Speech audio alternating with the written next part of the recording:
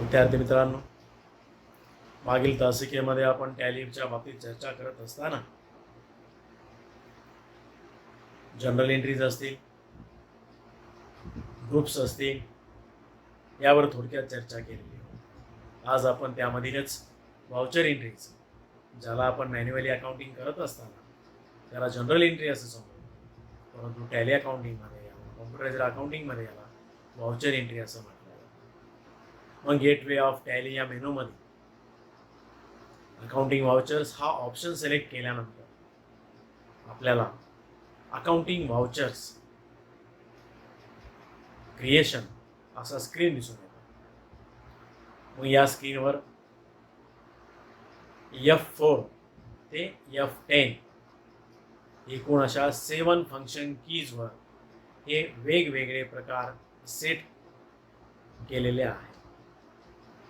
मग वेगवेगळ्या voucher entry करताना त्या एंट्री ज्या प्रकारच्या असतील तो प्रकार टाइप ऑफ व्हाउचर प्रथम या फंक्शन कीद्वारे सिलेक्ट करून घ्यावा लागतो. मग या सर्व प्रकारांची प्रथम आपण निश्चितच जनरली त्याची इन्फॉर्मेशन पाहणार आहोत. मग या ठिकाणी F4 ही कॉन्ट्रा की. आपण अकाउंटिंगमध्ये कॉन्ट्रा एंट्रीज केलेल्या आहेत. बँकेत आपल्या खात्यात पैसे भरले किंवा बँकेतून आपल्या खात्यातून पैसे काढले किंवा बँकेच्या एका खात्यातून दुसऱ्या खात्याला रक्कम ट्रान्सफर केली असेल, अशा प्रकारच्या फक्त बँक अकाउंट आणि कॅश अकाउंट अशा दोनच अकाउंट्सवर इफेक्ट करणाऱ्या ट्रान्झॅक्शनच्या व्हाउचर एंट्रीजना कॉन्ट्रा एंट्रीज असे म्हणतात. कॉन्ट्रा एंट्रीज म्हणजेच बँकेत आपल्या खात्यात पैसे भरले किंवा बँकेतून आपल्या खात्यातून पैसे काढले किंवा बँकेच्या एका खात्यातून दुसऱ्या खात्याला रक्कम ट्रान्सफर केली, फक्त बँक अकाउंट आणि कॅश अकाउंट अशा दोनच अकाउंट्सवर जर इफेक्ट होणार असेल त्या ट्रान्झॅक्शनचा, मग अशा व्हाउचर एंट्रीजनाच आपण या ठिकाणी कॉन्ट्रा एंट्री असं म्हणतो. मग कॉन्ट्रा प्रकार फक्त अशा प्रकारच्या बँक अकाउंट आणि कॅश अकाउंट या दोनच अकाउंट्सवर इफेक्ट होणाऱ्या एंट्रीजसाठी दिला जातो. परंतु आपण जर एखाद्या बँकेतून कर्ज घेतले असेल व जरी या व्यवहाराचा परिणाम कॅश व बँक अशा दोन अकाउंट्सवर होत असेल, तरीही या ट्रान्झॅक्शनची एंट्री कॉन्ट्रा या प्रकारामध्ये करू नये. म्हणजे आपल्याला उदाहरणार्थ काही दोन ट्रान्झॅक्शन्स आहेत, त्या व्हाउचर एंट्री करावायच्या आहेत. जसे की deposited in bank, deposited in bank of India ₹10,000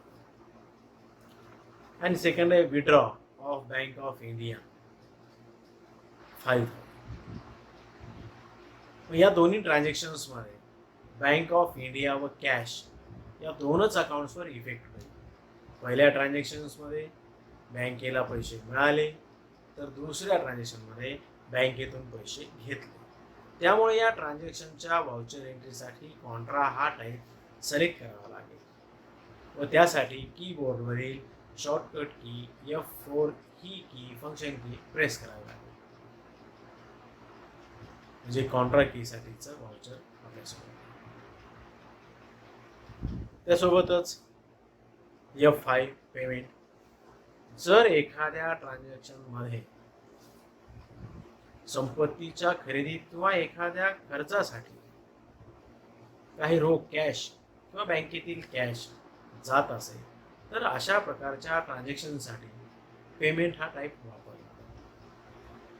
आपल्या व्यवसायातून, आपल्या व्यवहारामधून निश्चितच आपण एखादा व्यवहार पूर्ण करण्यासाठी काही रक्कम पेड केली असेल, पेमेंट केलं असेल, तर हा पेमेंट हा टाईप या ठिकाणी आपण वापरतो. मग या ट्रान्झॅक्शनसाठी उदाहरणार्थ कॉम्प्युटर परचेज फॉर कॅश ₹50,000 आणि paid salary ₹10,000 and advertisement expenses would be 3,000 in cash and carriage inward by check rupees 4,000.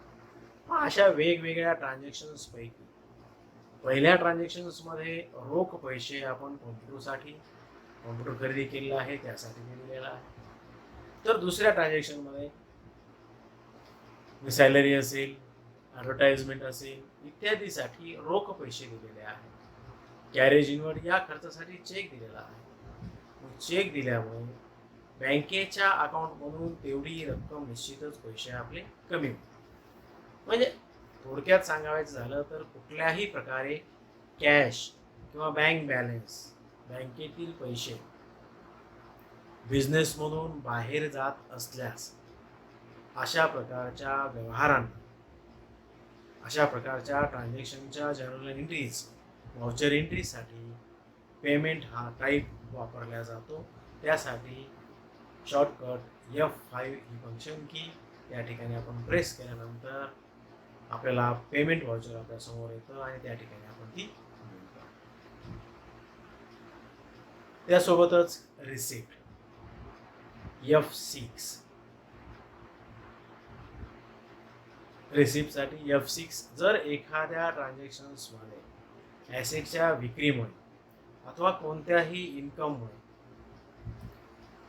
व्यवसायामध्ये आपल्या उद्योग व्यवसायामध्ये रोख येत असेल, कॅश येत असेल, चेकच्या स्वरूपातून येत असेल तर अशा प्रकारच्या ट्रान्झॅक्शनच्या व्हाउचर एंट्रीसाठी रिसिप्ट हा व्हाउचर प्रकार वापरला जातो. मग उदाहरणार्थ काही आपण गुड सोल्ड केलेले असते, दारात मशिनरी सोल्ड केलेली असेल, रिसिव्ड इंटरेस्ट असेल तर तो इंटरेस्ट मिळत असताना तो चेकद्वारे मिळालेला असेल, रिसिव्ड कमिशन असेल तोही चेकद्वारे मिळालेला असेल. मग या सर्व ट्रान्झॅक्शन्समध्ये जसे की मशिनरी विकल्यामुळे पैसे आलेले आहेत आपल्या व्यवसायामध्ये, इंटरेस्ट आणि कमिशनही आपल्याला मिळालेलं आहे. कधी कॅशद्वारे ते मिळतं तर कधी ते चेकद्वारे मिळालेलं आहे. म्हणून अशा व्यवहारामध्ये जर आपल्या व्यवसायामध्ये रोख अथवा बँकेद्वारे कॅश मिळत आहे म्हणून या व्यवहाराच्या व्हाउचर एंट्रीज करण्यासाठी निश्चितच रिसिप्ट हे आपण टाईप करावं लागतं किंवा F6 ही की प्रेस केल्यानंतर रिसिप्टमध्ये आपण त्या व्हाउचर एंट्रीज करत असतो. त्यानंतर नेक्स्ट जर्नल एंट्री पाहत असताना आपण जनरल व्हाउचर पाहत असताना F7 जर्नल या अकाउंट्सवरील काही ॲडजस्टमेंट एंट्रीज करावयाच्या असतील तर अशा एंट्रीज जर्नल या टाईपने कराव्या लागतात. ॲडजस्टमेंटमध्ये ॲक्च्युअल कॅशची देवाणघेवाण होत नसेल, उदाहरणार्थ डिप्रिशिएशन असेल किंवा इतरही काही प्रकारच्या बिल्स रिसिवेबल असेल, बिल्स पेएबल असेल, मग अशा प्रकारच्या व्हाउचर एंट्रीज करण्यासाठी जर्नल F7 ही फंक्शन कीज वापरली जाते. मग अशा प्रकारच्या ट्रान्झॅक्शन्समध्ये निश्चितच ॲक्च्युअल कॅशची किंवा वस्तूची देवाणघेवाण झालेली नसते. त्यामुळे अशा एंट्रीजना आपल्याला जर्नल या टाईपमध्ये त्या कराव्या लागतात. मग जनरल हा व्हाउचर टाईप नक्की कोणत्या प्रकारच्या ट्रान्झॅक्शनच्या एंट्रीसाठी वापरला जातो हे ठरवण्यासाठी एक सर्वात सोपी लक्षात राहण्यासारखी बाब म्हणजे प्रथम जर्नल हा व्हाउचर टाईप सोडून इतर एखाद्या व्हाउचर टाईपमध्ये हे ट्रान्झॅक्शन्स सूट होईल का ते पहा. जर इतर कोणत्याही व्हाउचर टाईपसाठी हे ट्रान्झॅक्शन सूट होत असेल तर त्या ट्रान्झॅक्शनच्या एंट्रीसाठी जर्नल हा व्हाउचर टाईप निवडावा लागतो.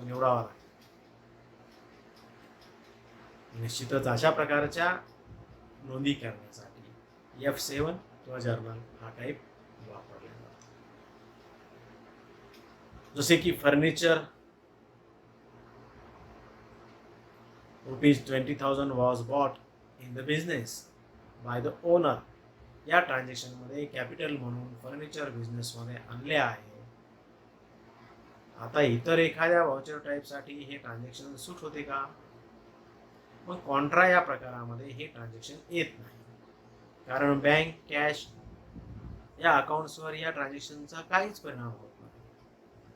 पेमेंट या प्रकाराचे ट्रान्झॅक्शन नाही, कारण व्यवसायाला काहीतरी मिळतेच आहे. पण काहीतरी मिळते आहे म्हणून रिसिप्ट या टाईपमध्ये ट्रान्झॅक्शन बसेल का? नाही, कारण फक्त कॅश किंवा चेकद्वारे बिझनेसला होणाऱ्या रिसिप्टच आपण रिसिप्ट या प्रकारात नोंदवतो. मग व्यवसायाला फर्निचर मिळाले आहे, परचेज किंवा सेलचे ट्रान्झॅक्शन नाही. Receiving journal, memo, post dated व ऑप्शन या प्रकारामध्ये हे ट्रान्झॅक्शन रेकॉर्ड करून काहीच उपयोग नाही. या सर्व टाईपचे एक्सप्लेनेशन निश्चितच विद्यार्थी मित्रांनो आपण अभ्यासानंतर डेबिट नोट, क्रेडिट नोट हे व्हाउचर फक्त गुड्स रिटर्नर याच्याच ट्रान्झॅक्शनसाठी वापरतात. म्हणजे इतर कोणत्याही व्हाउचर टाईपमध्ये हे ट्रान्झॅक्शन बसत नाही. मग हे आपण पाहिलं, त्यामुळे या ट्रान्झॅक्शनसाठी जर्नल हा व्हाउचर टाईप वापरला जातो. यासोबतच विद्यार्थी मित्रांनो F8 हे व्हाउचर टाईप सेलसाठी वापरला जातो. यामध्ये मग कॅश सेल असेल, क्रेडिट सेल असेल, cash sale of goods, credit sale of goods. जर आपण कोणाला रोखीने किंवा उधारीवर वस्तू विकल्या असतील, माल विकला असेल, तर याच्या ट्रान्झॅक्शनसाठी याची नोंद करण्यासाठी आपण सेल्स या व्हाउचरमध्ये ती नोंद करत असतो. मग goods sold to Ramesh on credit ₹10,000. Ramesh account debit 10,000 to sales account 10,000. मग ही सेल्स या टाईपने ट्रेस करावी लागते. या ठिकाणी त्याची एंट्री केली जाते. एफ यासाठी फंक्शन की वापरतो F8. त्यासोबतच क्रेडिट नोट त्यासाठी कॉम्बिनेशन की आहे Ctrl+F8. जर एखाद्याला आपण गुड्स विकले व जर त्याने त्यातील काही गुड्सने काही कारणाने आपल्याकडे परत पाठवले, तर त्या पाठविलेल्या मालाबरोबर तो माल एक डॉक्युमेंट पाठवतो. तो व्यापारी आपल्याला त्या मालासोबतच एक डॉक्युमेंट पाठवतो, ज्यामध्ये त्या परत पाठविलेल्या मालाच्या बाबतीत सर्व डिटेल्स त्यांना लिहून दिलेले असतात. मग आपल्या दृष्टीने ते डॉक्युमेंट म्हणजेच क्रेडिट नोट होईल. याची नोंद करण्यासाठी आपण Ctrl+F8 हा व्हाउचर टाईप वापरतो. जर अशा गुड्स परत येण्याबद्दल किंवा त्या पार्टीच्या अकाउंटच्या ओव्हर डेबिटिंगच्या ॲडजस्टमेंट संदर्भात काही व्हाउचर एंट्रीज कराव्याच्या असतील, तर त्या अकाउंटिंगमध्येच यालाच सेल्स रिटर्न किंवा रिटर्न इनवर्ड असं म्हटलं जातं. तर अशा एंट्रीज क्रेडिट नोट या व्हाउचर टाईपमध्ये केल्या जातात. जसे की गुड्स रिटर्न बाय रमेश ₹5,000 या व्यवहाराची जनरल एंट्रीज म्हणजेच व्हाउचर एंट्री क्रेडिट नोट या टाईपमध्ये आपल्याला करावी लागते. आणि त्यासाठी सेल्स रिटर्न अकाउंट या टू रमेश अकाउंट अशा पद्धतीनं ती आपल्याला नोंद करावी लागते. त्यानंतर दुसरा व्हाउचर टाईप आहे F9. F9 प्रेस केल्यानंतर परचेजेस, या ठिकाणी purchases means cash purchases of goods और क्रेडिट परचेजेस ऑफ गुड्स. जर आपण यापैकी रोखीने किंवा उधारीवर माल विकत घेतला असेल, तर या ट्रान्झॅक्शनची general entry, voucher entry purchase या व्हाउचर टाईपमध्ये करावी लागते. मग उदाहरणार्थ goods purchased from Abhay ₹10,000 on credit. मग या ठिकाणी जनरल एंट्री आपण नोंदवत असताना purchases account, debit to Abhay's account अशा पद्धतीचं ही ट्रान्झॅक्शनची एंट्री आपण नोंदवतो. मग या ट्रान्झॅक्शनसाठी एंट्री आपल्याला परचेज या टाईपमध्ये करावी लागेल आणि त्यासाठी आपण F9 हे वाउचर निवडू. त्यानंतर डेबिट नोट, ज्याप्रमाणे क्रेडिट नोट हा वाउचर आपण पाहिला, त्याचप्रमाणे debit note control plus F9. जर आपण एखाद्याकडून माल उधारीवर विकत घेतला व नंतर जर त्यातील काही माल काही कारणाने खराब निघाला असेल किंवा इतरही काही कारणामुळे तो आपण परत पाठवला असेल तर त्या मालासोबत आपण एक डॉक्युमेंट पाठवतो ज्यामध्ये त्या परत पाठविलेल्या मालासंबंधी संपूर्ण माहिती त्यामध्ये असते. त्यालाच आपल्या व्यावसायिक दृष्टीने त्या डॉक्युमेंटलाच आपण डेबिट नोट असतो.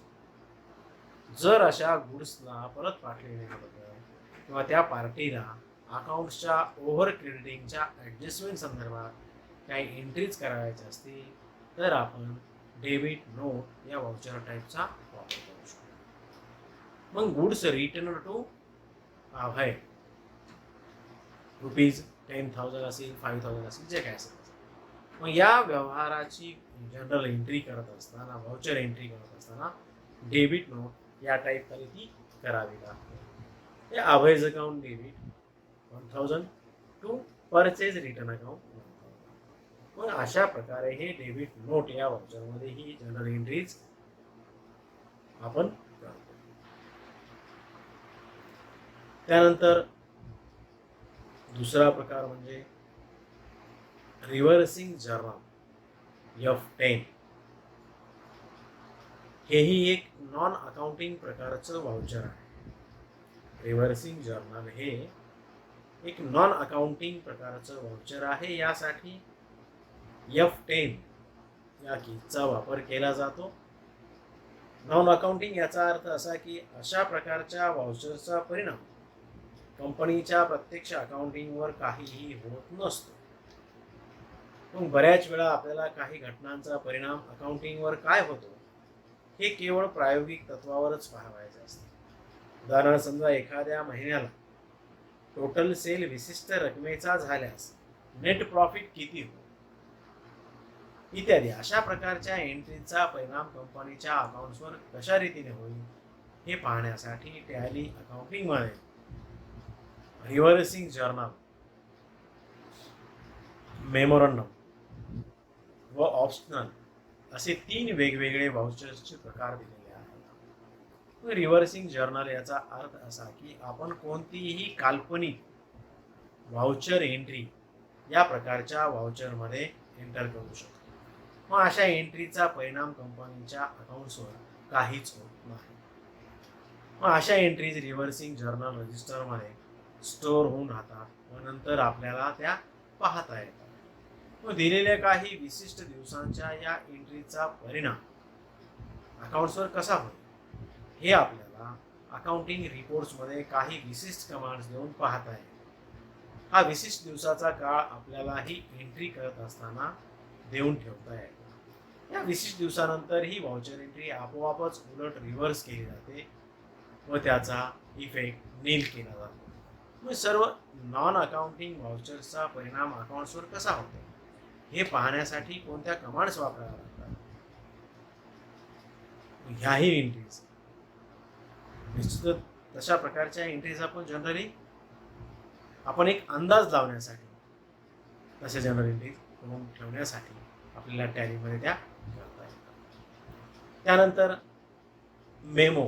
Memorandum control plus F10. काही वेळा आपण आपल्या व्यवसायामध्ये कॅश कोणत्या कोणत्या कारणासाठी खर्च करावयाची हे फक्त मनात ठरवून असतो. ॲक्च्युअली आपल्या व्यवहारातून तिजोरीतून तेवढी कॅश लगेच खर्च होत नसतात. परंतु हे असे डिसिजन आपल्या मनातून विसरले जाण्याची शक्यता असते. म्हणून टॅली पॅकेजने असे असे डिसिजन हे एंट्रीजच्या स्वरूपात साठवून ठेवण्याची सुविधा या मेमोरंडम व्हाउचर टाईपद्वारे आपल्याला दिलेली आहे. या टाईपमध्ये केलेल्या जनरल एंट्रीज, व्हाउचर एंट्रीज